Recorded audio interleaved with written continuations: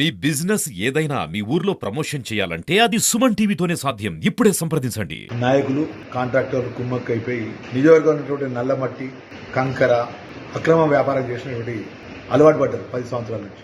మేము ధర్మపురి ప్రజల దయతో ఆశీస్సుతో గెలుపొందినటువంటి మీ లక్ష్మణ్ కుమార్ శాసనసభ్యుడిగా నేను ఒకటి మనవి చేస్తాను. జిల్లాకు సంబంధించిన జిల్లా అధికారులు జిల్లా కలెక్టర్ గారికి కూడా అధికారులు కూడా చెప్పడం జరిగింది. ధర్మపురి నియోజకవర్గం జగిత్యాల జిల్లాలో కానీ ఎవ్వరు కూడా ఎలాంటి అనుమతి లేకుండా అక్రమంగా వ్యాపారాలు, అది మట్టి కానీ అది కంకర కానీ ఇంకెలాంటి అక్రమ వ్యాపారాలు చేస్తే అది ఎంత పెద్దవారినైనా కూడా ఊరుకునే ప్రసక్తి ఉండేది.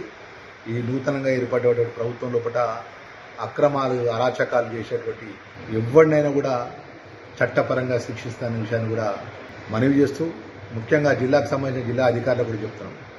ఏదైతే ప్రభుత్వ నిబంధనలకు అనుగుణంగా అనుమతులు ఉంటే ఆ స్థానిక అవసరాలను బట్టి అక్కడ ఉన్నటువంటి ప్రజల ఇబ్బందులను బట్టి దానికి అనుమతి ఇవ్వండి. కానీ విచ్చలవిడిగా 10-20 లారీలు పెట్టుకొని పెద్ద పెద్ద మిషన్లు పెట్టుకొని నల్లమట్టి 22 సంవత్సరాల కింద మేము అనుమతి తీసుకున్నాం, మా అదే అనుమతితో మేము నడిపిస్తామని చెప్తే అది ఇక్కడ ఎట్టి పరిస్థితుల్లో కూడా అది అనుమతి ఇచ్చే ప్రసక్తే ఉండదు. మేము అధికారులకు కూడా చెప్తున్నాం, దీన్ని త్వరగా ఎంక్వైరీ జరిపించండి.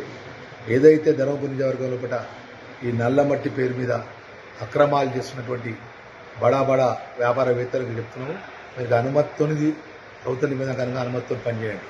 కానీ ఇష్టానుసారంగా మేము అధికారులను మా చేతిలో ఉన్నారు, మేము ఇష్టమైనటువంటి అక్రమాలు చేస్తామంటే ఊరుకున్న సమస్య ఉందనే విషయాన్ని మరొకసారి తెలియజేసుకుంటూ, దీని మీద కూడా ఏదైతే వెలుగటూరు గుట్ట మీద ఉన్నటువంటి కంకర గుట్ట మీద ఎన్ని క్వారీలు ఉన్నాయి, ఎన్ని క్వారీలకు ఎన్ని సంవత్సరాల నుంచి అనుమతులు ఇచ్చిండ్రు, ఆ అనుమతులు ఇచ్చి ఎంత డిపాజిట్స్ రాయల్టీ కట్టిండ్రు, ఎంత కంకర తీసినారు, అదేవిధంగా మెగాకు సంబంధించిన కంపెనీ వాళ్ళు ఎంత బ్లాక్ చేసిన బండ అది ఎక్కడ పోయింది, ఎవరికి మీరు నమ్మే అధికారం ఎవరిచ్చింది, దీని మీద చీఫ్ విజిలెన్స్ అధికారికి మేము రాతపూర్వకంగా దరఖాస్తు ఇస్తాం.